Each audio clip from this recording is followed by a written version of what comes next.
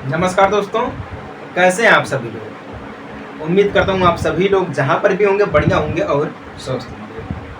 Class 10th का chapter number 10 circle, जिसको हम हिंदी में बोलते हैं वृत्त। वृत्त आप लोग सुने भी होंगे और वृत्त को पढ़े भी हैं आप सभी लोग। वृत्त हमारा क्लास 10th का बहुत ही इजी चैप्टर है। बस अगर आप ध्यान से देखेंगे समझेंगे तभी इजी होगा। अगर आप देखेंगे नहीं समझेंगे नहीं तो आपके लिए बिल्कुल ही ये कठिन है। यही नहीं, कोई भी चैप्टर हो, कोई भी टॉपिक हो, कोई भी क्वेश्चन हो, सारे के सारे आपके लिए कठिन ही रहेंगे जब तक आप बढ़िया से मन लगा के बिल्कुल कॉन्सेंट्रेट करके देखेंगे नहीं समझेंगे नहीं तब तक आपको कुछ नहीं आएगा। ठीक ना।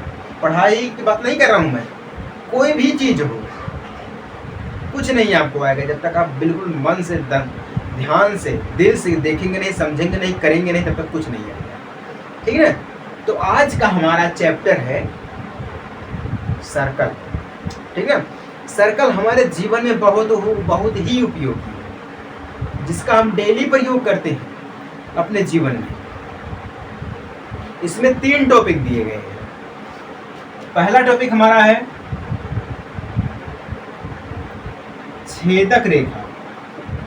ध्यान दीजिएगा, छेदक रेखा। दूसरा टॉपिक है स्पर्श रेखा। ठीक ना, स्पर्श रेखा है। और तीसरा टॉपिक है अप्रतिच्छेदित रेखा।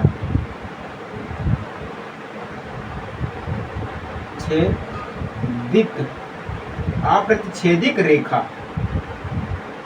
ठीक ना। ये 3 टॉपिक जो हमारे हैं ना, वो बहुत ही इम्पोर्टेंट टॉपिक है। इसी के ऊपर जो हमारा है सर्कल या वृत्त जो है चैप्टर बना है। ठीक ना। इसके बाद हम 11th में समझेंगे, थोड़ा और हटके समझेंगे, फिर 12th में पूरा बढ़िया से समझेंगे। ठीक ना। अभी हमारे हिसाब से जितना हमें हो सकता है उतना हम आपको बढ़िया समझाने का, उससे ज़्यादा समझाने का प्रयास करेंगे।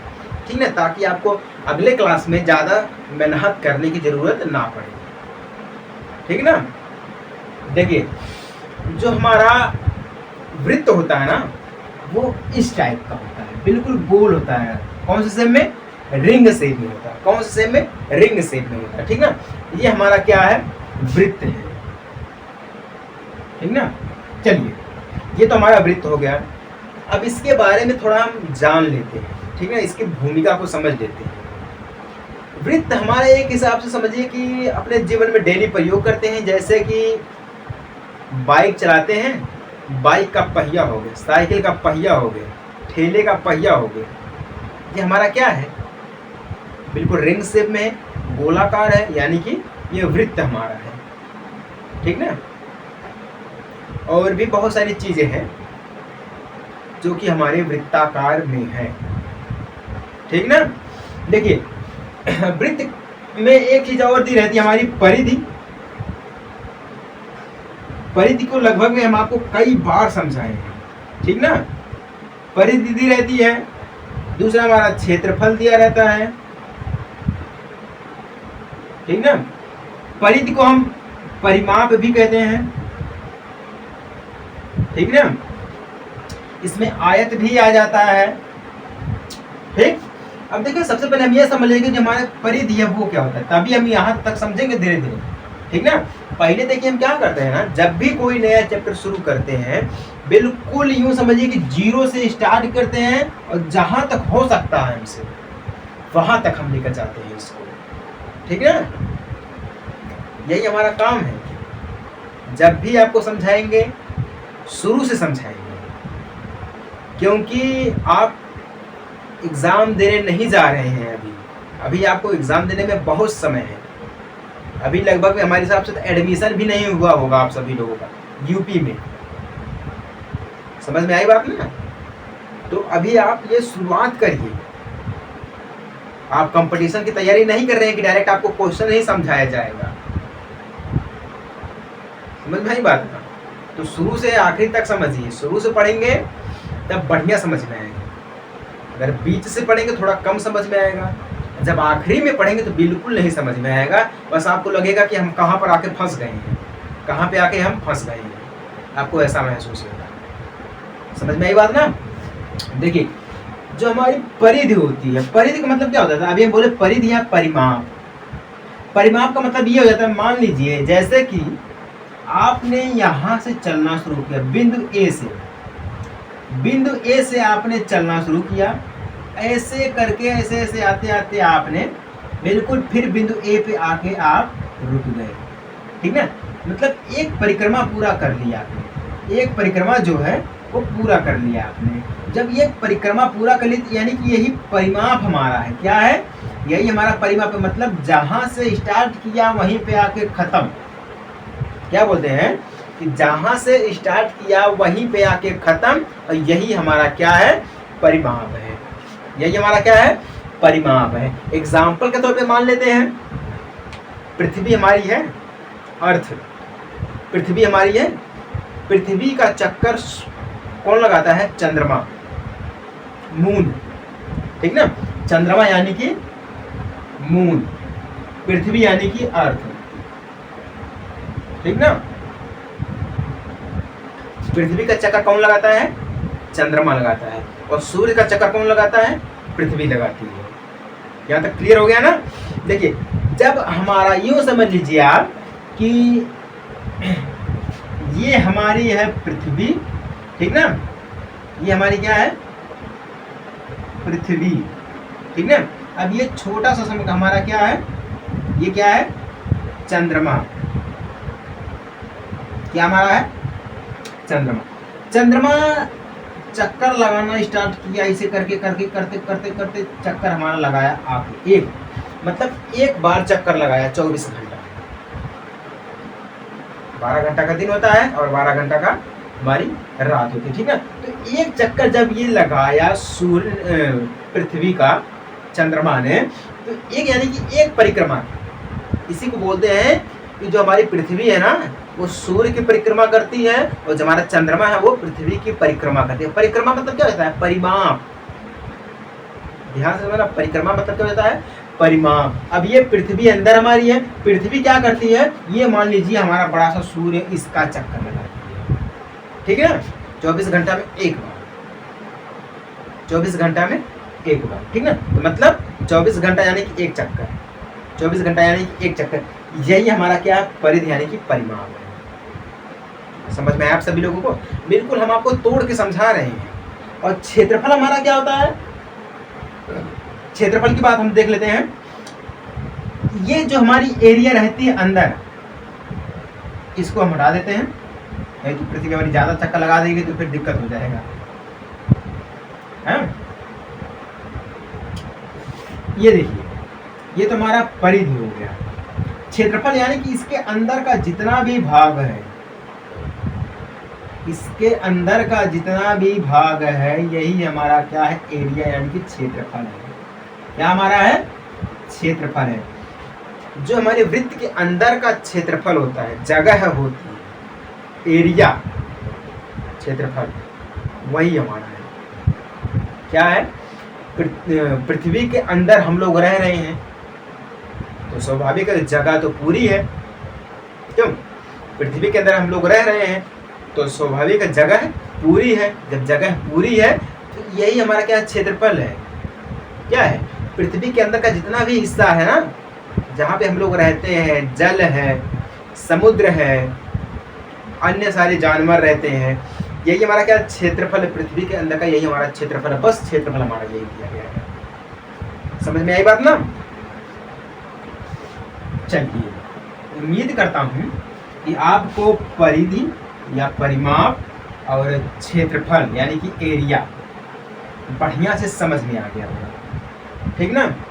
चलिए, अब हम बात कर लेते हैं छेदक रेखा, स्पर्श रेखा, प्रतिच्छेदित रेखा, ठीक ना? अब देखिए, अब तक हमने परिधि को समझा, क्षेत्रफल को समझा, वृत्त को भी समझिए। वृत्त हमारा किस शेप में होता है? रिंग के आकार का होता है, ठीक ना? अब देखिए, यहाँ पे मजा आएगा। अब जब हम इसको समझेंगे, थोड़ा ध्यान से समझेंगे, हंसते हुए समझेंगे, क्योंकि ज़्यादा कठिन नहीं है। हमारे लिए नॉर्मल है, इजी है, लेकिन आपके लिए कठिन है। क्यों है? क्योंकि आप पढ़ा नहीं है, समझा नहीं है, इसलिए। ठीक ना। अब देखिए, यूं हमारा क्या है? वृत्त है। ये हमारा क्या है? वृत्त है। अब छेदक रेखा का मतलब क्या हो जाता है? अब ध्यान दीजिएगा, सबसे पहले हम बात करते हैं छेदक रेखा। ठीक ना। छेदक रेखा हमारी क्या हो जाती है? जब भी इस वृत्त को कोई रेखा काटते हुए जाती है दो बिंदु पर, जब भी इस वृत्त को कोई रेखा काटती हुई जाती है दो बिंदु पर, बिंदु ए, बिंदु बी, ठीक ना, इसको मान लेते हैं हम क्या है? P है और ये Q, ठीक ना। जब भी वृत्त को दो बिंदुओं पर एक रेखा काट रही है, कितने बिंदुओं पर?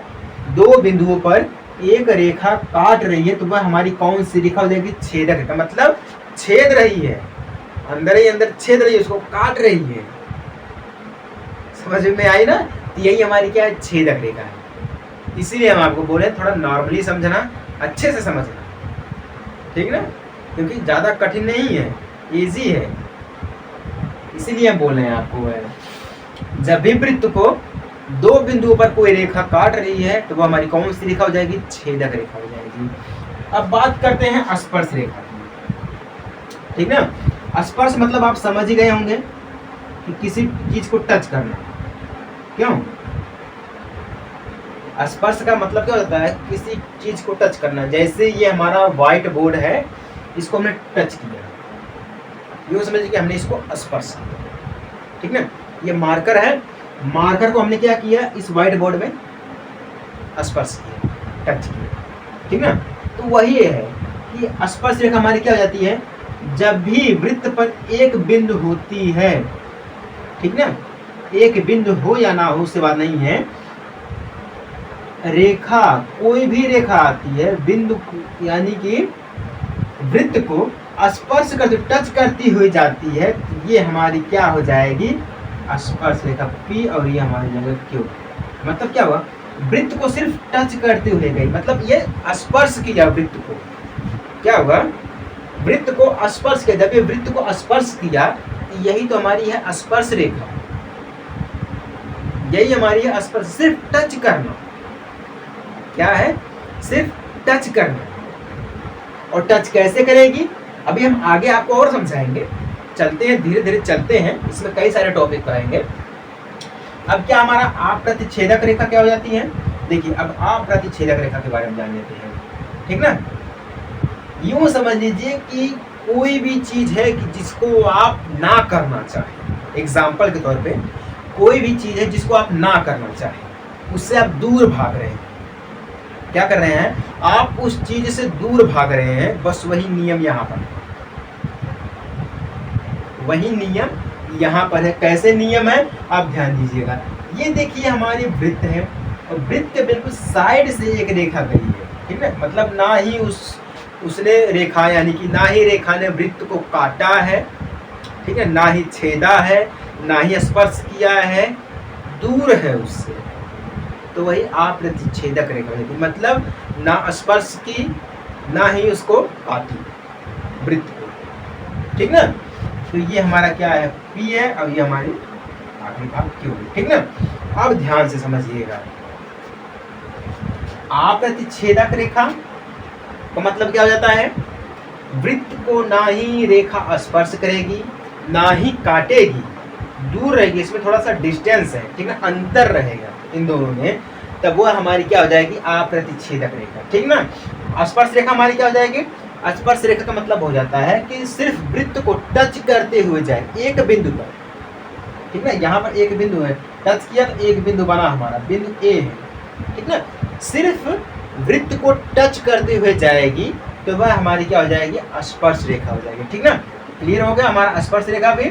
अब देखिए छेदक रेखा क्या हो जाएगी हमारी?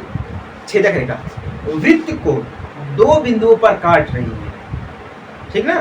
वृत्त को दो बिंदुओं पर काट रही है, मतलब छेद रही है, तो वह हमारी क्या हो जाएगी?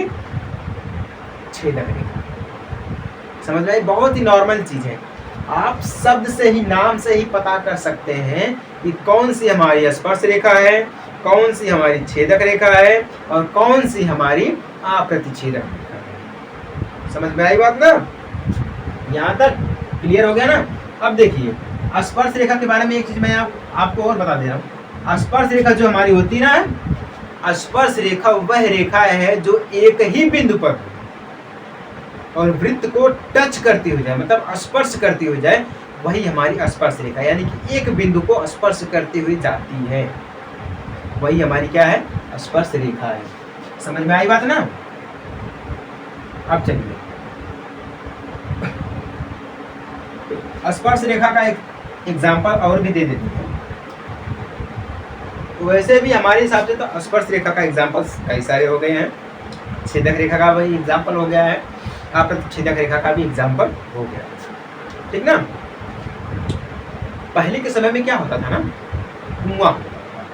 आज के समय में तो समरसेबुल भैया, टंकी लगी है, मोटर चालू है, टिल्लू पंप है, बस बटन टिपो पानी सर ऊपर चला आएगा। पहले के समय में क्या था? कुआं था, कुएं में लोग बाल्टी फेंकते थे, फिर रस्सी के द्वारा पानी को ऊपर खींचते थे, यही होता था ना पहले। तो उसी के अनुसार समझिए, ये समझ लीजिए कि जो हमारा कुआं है, क्या हमारा है ये? कुआं, ठीक ना? ये हमारा बन गया भैया कुआं, ठीक ना? कुएं के ऊपर ऐसा एक लकड़ा लगा रहता था, ठीक ना? इसमें एक घिर्री लगी रहती थी, गोल सी घिर्री, ठीक ना? अब देखिए घिर्री है, आप यहाँ पर ये स्थान है खड़ा होने का, ठीक ना? आप यहाँ पर खड़े हैं, ठीक ना? खड़े हैं और हाथ में रस्सी पकड़े हैं, रस्सी ऐसे करते हुए नीचे गई, ठीक ना? ऐसे करके नीचे गई, इसमें पानी भरा और रस्सी को आपने नीचे की तरफ खींचा, बाल्टी ऊपर गई, बाल्टी ऊपर गई, पानी आपने नीचे निकाल दिया, ठीक ना? अब ध्यान दीजिएगा, ये क्या कर रही है? ये जो अंदर एक घिर्री लगी है, ठीक ना, जो गोल सा लगा है, ये क्या हमारा वृत्त समझ लीजिए इसको, ध्यान से समझिएगा, एग्जाम्पल बहुत बढ़िया दे रहा हूं मैं आपको। ये क्या है समझ लीजिएगा, जो वृत्त है, क्या है? वृत्त है। जब ये हमारा वृत्त है तो रस्सी को हम ऐसे करके खींचेंगे तो रस्सी सिर्फ क्या करती है? वृत्त को टच करते हुए जाती है ना कि आर पार करके जाती है। आर पार करके तो नहीं जा रही है। देखिए क्या है ना, ये देखिए ऐसे आया, ऐसे करते हुए नीचे चला गया, मतलब स्पर्श करते हुए जा रही है, मतलब छूकर जा रही है। जब ये छूकर जा रही है तो नीचे हम क्या करेंगे? रस्सी को खींचेंगे तो बाल्टी जो है वो आएगा ऊपर। बाल्टी क्या है? नीचे से ऊपर की तरफ आएगा, रस्सी को हम खींचेंगे, मतलब ये क्या है? सिर्फ घिर्रे के ऊपर ऊपर से चल रही है रस्सी। रस्सी हमारी कैसे चलेगी? ऐसे चलेगी, है? ऐसे आएगी, ऐसी जाएगी, ऐसे आएगी, ऐसी जाएगी, है कि नहीं है? तो क्या स्पर्श करती हुई जा रही है। पुराने समय से भी हम सीख सकते हैं, जब अपने जीवन में प्रयोग करते हैं उसी से हम समझ सकते हैं कि हमारी कौन सी स्पर्श रेखा है, कौन सी छेदक रेखा है, कौन सी अप्रतिच्छेदक रेखा है। समझ में आई बात ना? ऐसे भी हम समझ सकते हैं। अब देखिए, अब एक चीज मैं आपको और बता दे रहा हूं कि जो हमारी स्पर्श रेखा होती है, ठीक ना, स्पर्श रेखा, ठीक ना, जिसको हम टच लाइन बोलते हैं। स्पर्श मतलब टच करना, रेखा मतलब लाइन मारा जाता है। अब मान लीजिए हमारे पास एक वृत्त दिया गया है। एक चीज नोटिस करिएगा, इंपॉर्टेंट चीज है कि अगर मान लीजिए इस वृत्त पर एक बिंदु बना हुआ है, ठीक ना, एक बिंदु है, सिर्फ एक रेखा जो इसको है